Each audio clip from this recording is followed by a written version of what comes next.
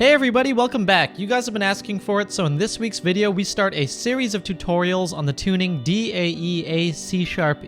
This video will cover an orientation to the tuning, meaning we'll look at what key we can play to best utilize the open notes of the tuning. In addition, I'll show you guys some bass notes that are in the key and their positions on the fretboard. And to wrap it all up today, I'll show you guys how we can take the knowledge from today's lesson and use it to write songs in DAEAC#E. Anyways, that's it for the introduction. Let's move on now to looking at how we can orient ourselves.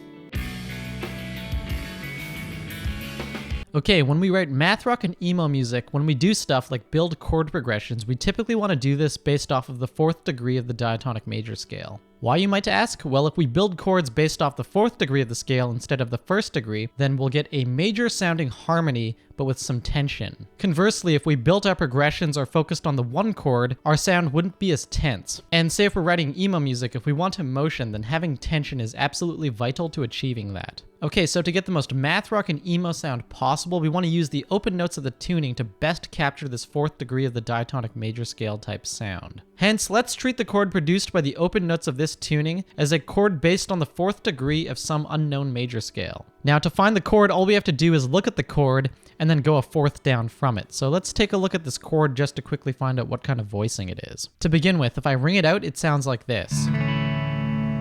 And we know that the notes of the tuning are D, A, E, A, C sharp, and E. Now, all of the notes aside from the D note are basically the notes of an A major triad. We have A, C sharp, and E, which is the root, 3rd, and the 5th of A major. Now, things get interesting here with this chord because we have a D over top of it. So what we could call the chord produced by the open notes is a D/A chord, or an A major over D. Anyways, that's quite technical. I think we should just treat this chord as some kind of D major chord. To me, it sounds like a D major 9, and that's good enough. So to find the key center, all we have to do is go down a 4th from the chord produced by the open notes of the tuning. So since I said it was D, a 4th down from D is going to be A.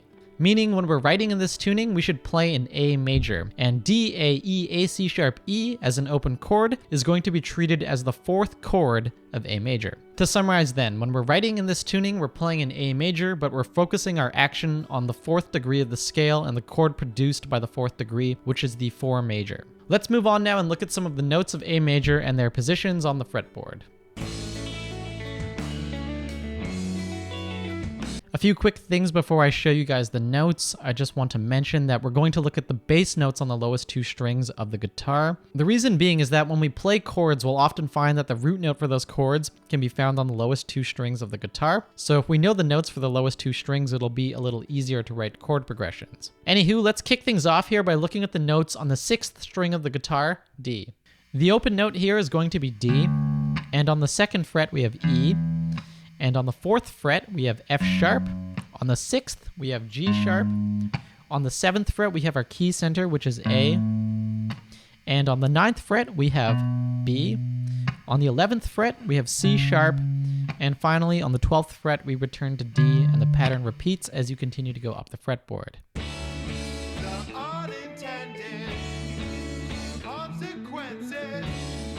Moving on now, our next string is the A string, and this is the 2nd lowest string on the guitar, or the 5th string. It's an open A string, and if you know the notes of the A string in standard tuning, then you'll actually know the notes of the A string on this tuning as well. So that's a big bonus. But if you don't know them, then here are the notes that are diatonic to A major. As I said before, the open note here is an A note.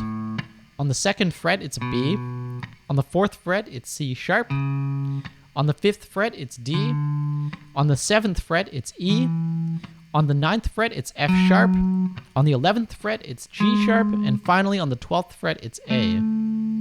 And once again, here for this string as well, the pattern will repeat itself if you go up past the 12th fret. So those are the notes that are diatonic to the key of A on the lowest 2 strings of the guitar.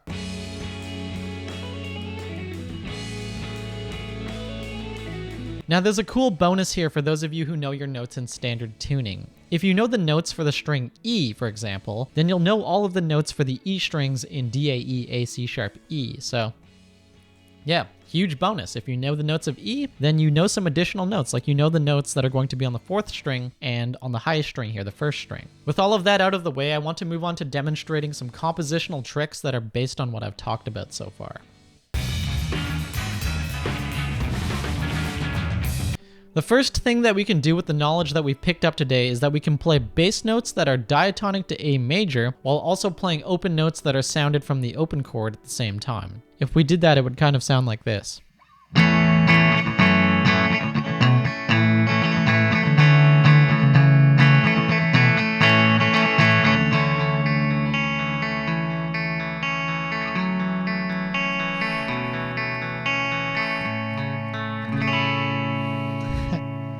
Cool. Pretty simple, right? So that probably sounds pretty decent already, but it's pretty simplistic. And if you're wondering how we could take it to the next level, one thing that we could try that doesn't involve too much theory is to simply use our ears and try to hear for notes that sound like they're diatonic to the key of A major. For our next demonstration here, I'm going to try to play bass notes again that are in the key of A major, but I'm going to try and add in notes that are closed notes that also sound like they're in A major. And I'm just going to use my ear to try and figure them out. And I'm suggesting this to you as a technique so that you guys can add some things to your sound and have it just be a little more interesting. So let's start with that. That's open. Okay, that sounds pretty good. Cool.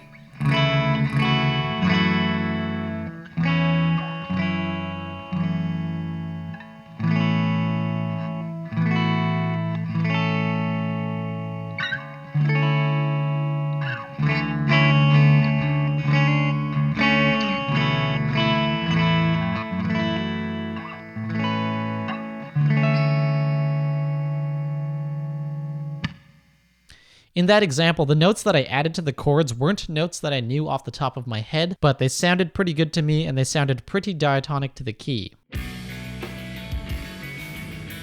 There's a caveat that I should mention here about the technique itself. While the technique is really easy to do, and it's easy to pick out notes that you think sound good to your ear, you run the risk of doing things that are actually out of the key. What I mean by this is that you're going to have harmony that occasionally sounds good to your ear and sounds like it's in key, but you're going to find that the notes, if you actually analyze them, are slightly out of key.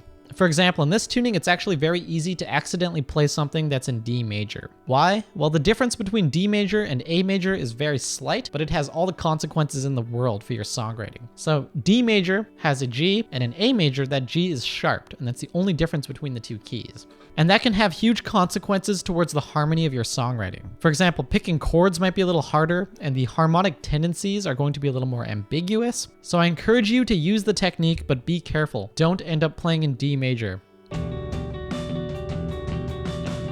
Okay, for the last approach here before I end the lesson, I just want to make one more clear point. To write stuff that sounds like math rock and emo, you must once again pick the right bass notes. As I've said numerous times, when I write math rock and emo music, I tend to base it on the 4th degree of the diatonic major scale. But even more precisely, I like to use the 4th degree, the 2nd degree, the 3rd degree, the 6th degree, and sometimes the 5th degree as my key bass notes for writing math rock and emo stuff. To show you guys an example of this, I'm going to play a riff that actually goes through those bass notes, and you can hear how that sounds harmonically. This riff was composed using the approaches that I've talked about previously, and it's a riff from my song Unintended Consequences by my band Zoo Strategies. The A section of the song sounds like this.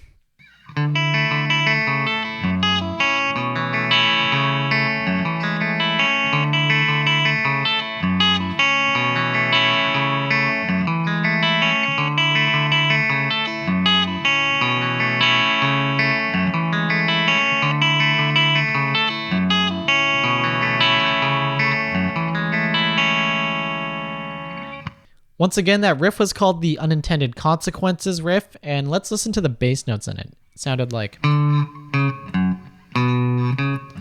Breaking it down, we had D, which is the 4 of A major, C sharp, which is the 3, F sharp, which is the 6, B, which is the 2, C sharp again, which is the 3, and finally F sharp again, which was the 6. To give you guys another example of this technique used in practice, let's look at another example from the song Unintended Consequences. In this case, I'll show you guys the B section of the song, and it sounds like this.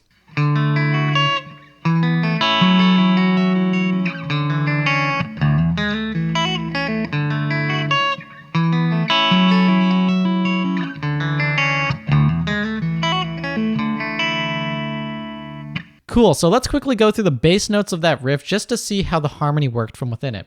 So to kick things off, it started on the 4th degree of A major, which was D. Then we went to E, and then we went to F sharp, and And then we went back to D, finally to F sharp, and A. Quite clearly then, the harmony for this riff was based on the 4th degree of A major, which was D, meaning my message here remains intact. If you guys want to write this kind of harmony, then just do stuff based off the 4th degree. Write your riffs and move around, and then eventually just come back to it, and it's that simple.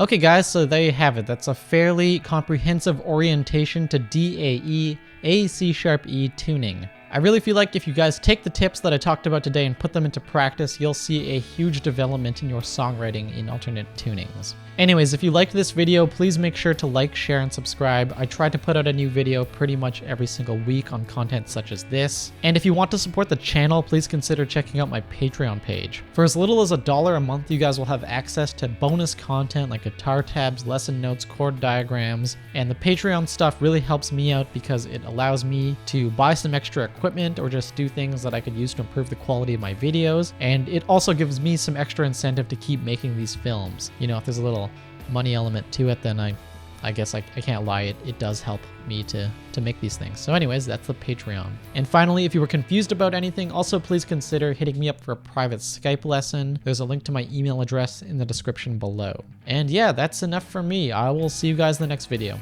Catch you guys later.